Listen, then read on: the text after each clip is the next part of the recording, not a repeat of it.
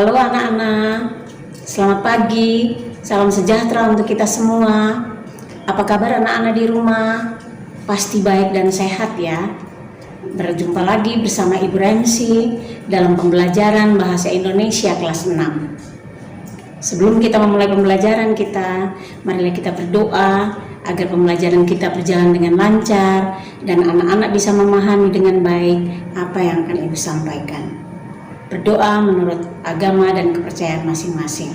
Berdoa mulai. Doa selesai. Materi kita kali ini, tema 5, subtema 2, formulir daftar riwayat hidup dan formulir pengiriman barang. Subtema 3, formulir ujian nasional. Tujuan pembelajaran: setelah selesai mempelajari materi ini, diharapkan anak-anak dapat menulis dengan benar 1.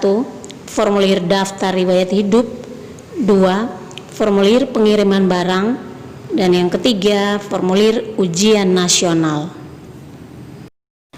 Daftar riwayat hidup atau biasa disebut CV adalah data yang berisi informasi tentang diri seseorang. Daftar riwayat hidup adalah semacam formulir yang harus diisi dengan benar, jelas, dan penuh tanggung jawab. Pada saat mengisi atau membuat daftar riwayat hidup, kita harus menulis data pribadi kita yang sebenarnya. Selain untuk melamar pekerjaan, daftar riwayat hidup juga digunakan saat pendaftaran masuk sekolah, mengikuti lomba, atau kegiatan lainnya. Setiap orang memiliki riwayat hidup masing-masing. Daftar riwayat hidup dapat ditulis dalam bentuk singkat maupun dalam bentuk narasi. Daftar riwayat hidup singkat dibuat seperti formulir. Adapun daftar riwayat hidup narasi ditulis seperti cerita. Pada penulisan data pribadi, sebaiknya singkat dan yang penting saja, seperti nama, tempat tanggal lahir, agama, jenis kelamin, alamat, dan sebagainya. Menulis riwayat pendidikan sebaiknya dimulai dari jenjang yang paling tinggi ke yang lebih rendah. Sebutkan nama instansinya dan tahun kelulusannya.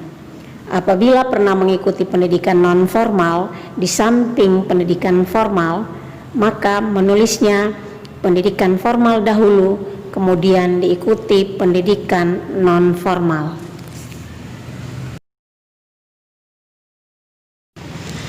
Hal-hal yang perlu diperhatikan ketika membuat daftar riwayat hidup antara lain sebagai berikut.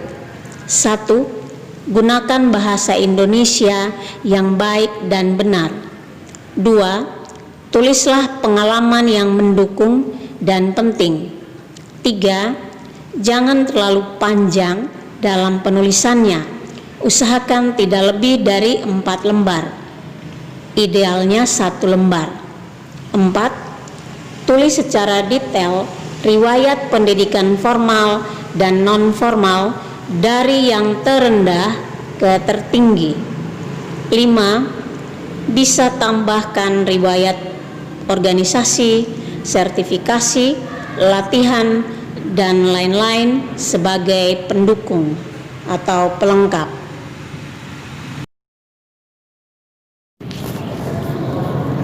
Amatilah daftar riwayat hidup berikut. Daftar riwayat hidup. A. Data pribadi.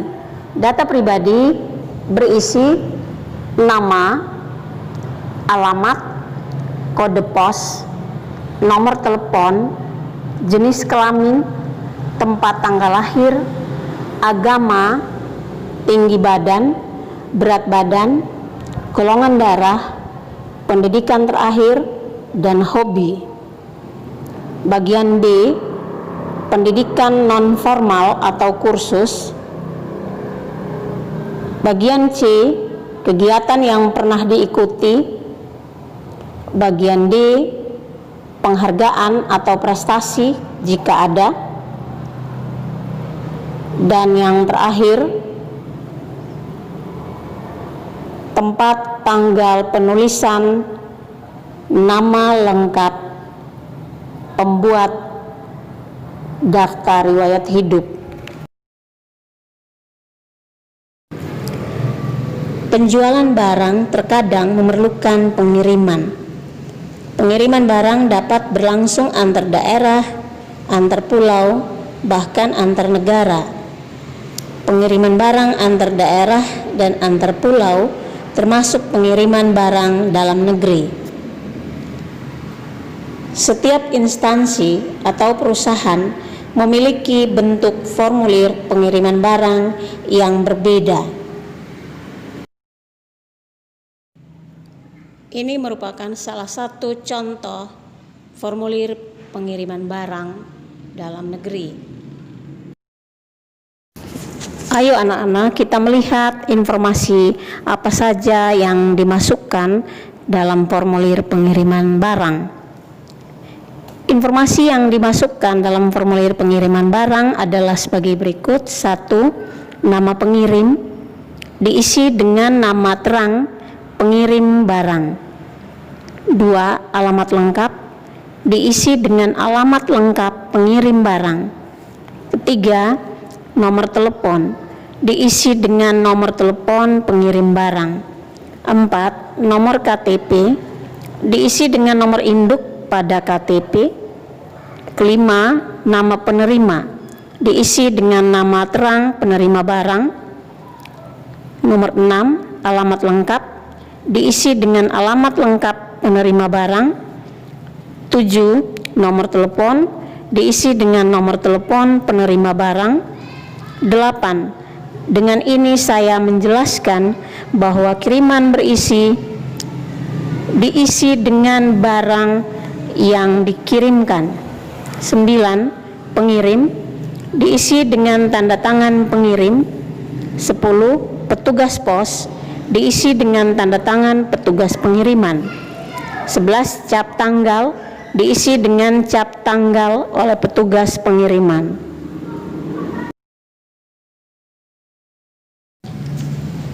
Formulir terakhir pada pembelajaran kita kali ini adalah formulir ujian nasional. Sebelum mengisi formulir ujian nasional, baca petunjuk yang tertera pada lembar formulir. Data yang harus dimasukkan yaitu sebagai berikut. 1. Nama peserta diisi dengan nama peserta ujian dengan menuliskannya menggunakan huruf kapital pada kotak yang disediakan. Setelah itu, huruf-huruf di bawahnya disilang sesuai dengan huruf kapital di atasnya. 2. Nomor peserta diisi dengan nomor peserta ujian pada kotak yang disediakan. Selanjutnya, nomor-nomor di bawahnya disilang sesuai dengan nomor di atasnya. 3. Tanggal lahir diisi dengan tanggal lahir peserta ujian pada kotak yang disediakan. Selanjutnya, nomor-nomor di bawahnya disilang sesuai dengan nomor di atasnya. 4.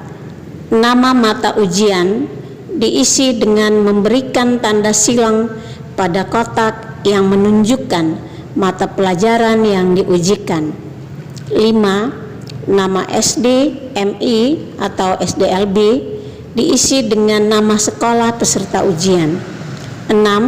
Tanggal ujian diisi dengan tanggal, bulan, dan tahun berlangsungnya ujian.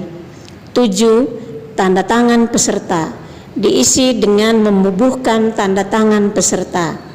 8. Jawaban diisi dengan menyilang pilihan A, B, C, atau D sesuai dengan jawaban soal yang dipilih.